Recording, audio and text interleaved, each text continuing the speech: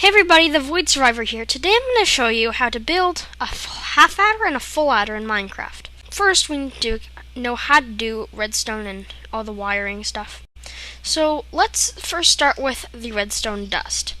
When we power it, it turns on, and when we depower it, it turns off. This lever will be our power. So let's turn it on.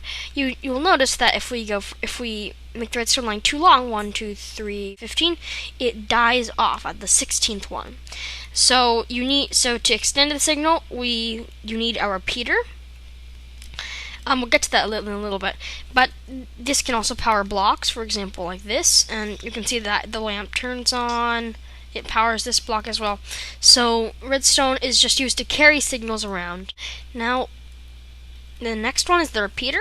So the repeater can take signals from a block as the redstone can. However, it can also, for example, this redstone won't be powered by this because it's not powering this. But this repeater powers it like more strongly, and so the redstone can go through. You can see that the redstone goes through there, but when there is no redstone here, when there is just a redstone there, then it won't go through.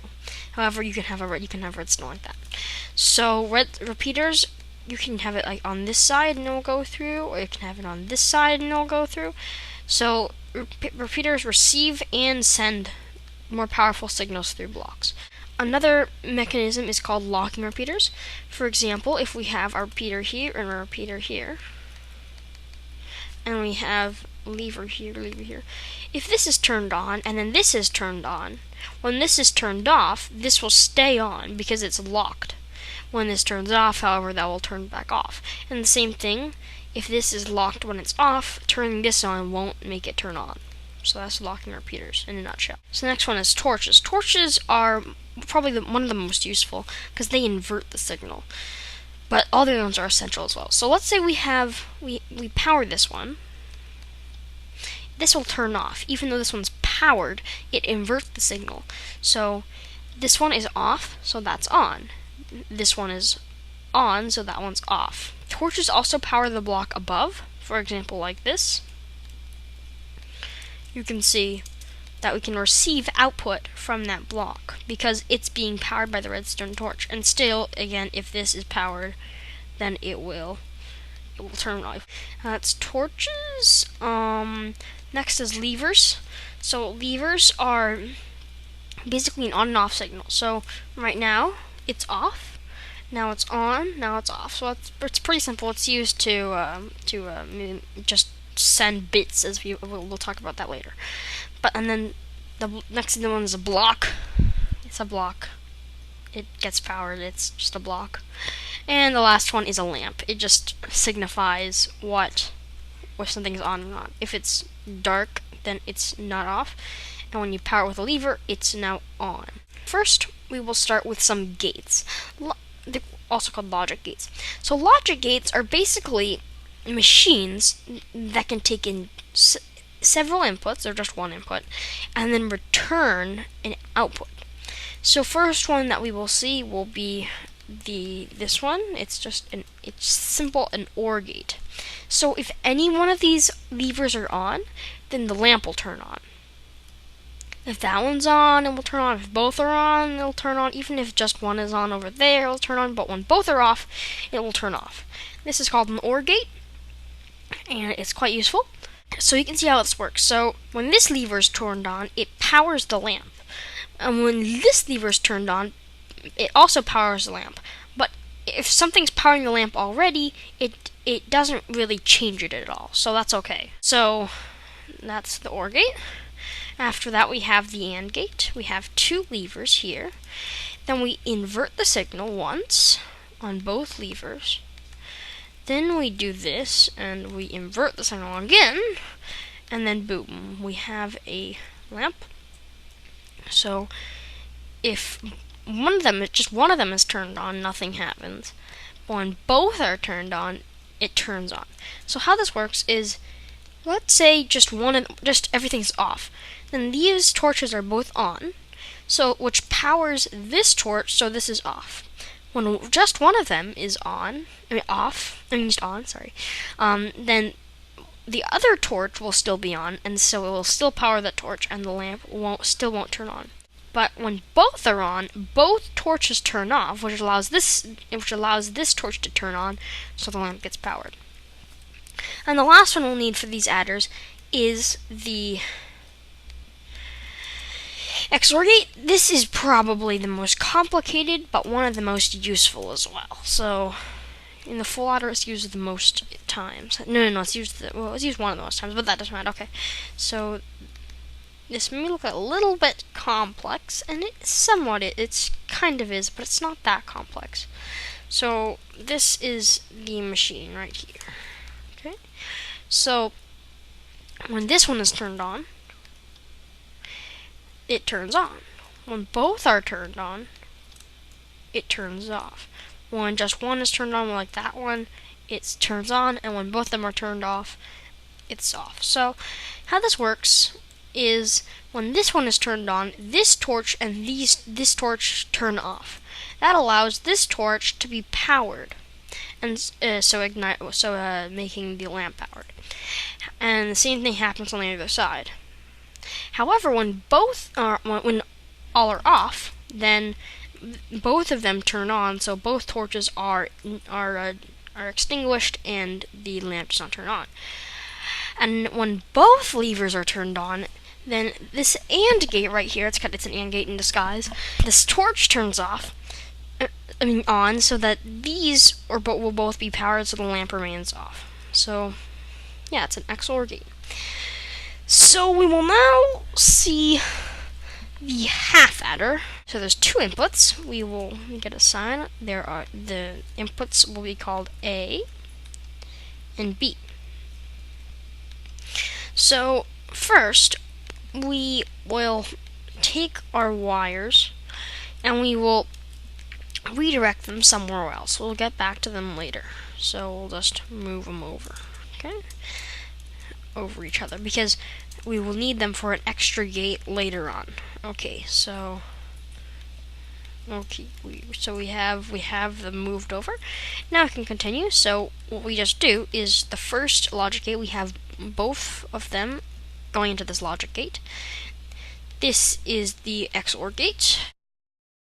So now, funnily enough, we already have our first output. It is called S.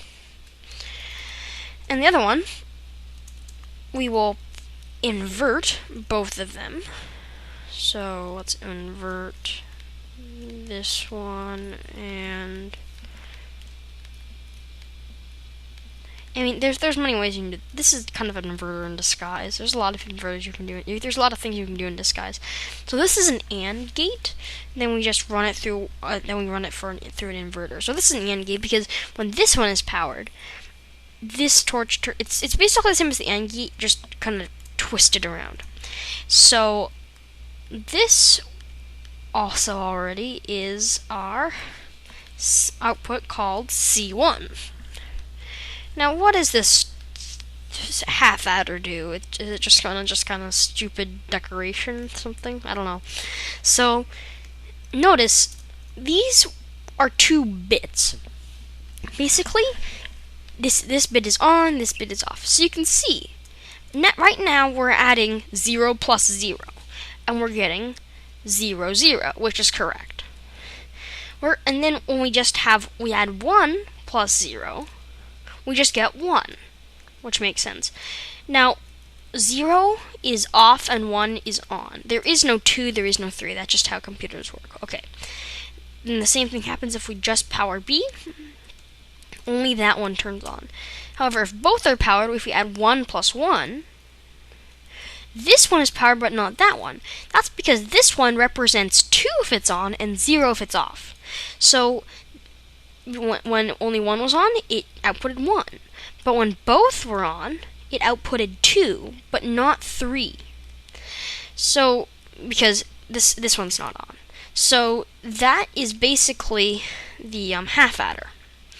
So that adds 2 bits together.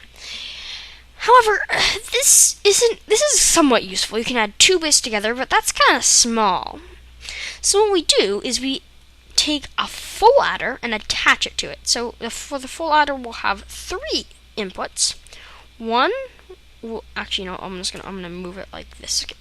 One will be called, interestingly enough, C1. Here, I'll call it C1 in. Okay, and then there'll be A1 and B1. I'm just doing that so it's different from the other one. Okay. So now we have 3 inputs. So let me get my diagram out. This one's kind of complicated. Okay, so for this one, both A and B are pulled off into separate wires. Just like this. And again, put through an AND gate, which is simple enough. So we can do it like this. Okay, so now I have our AND gate.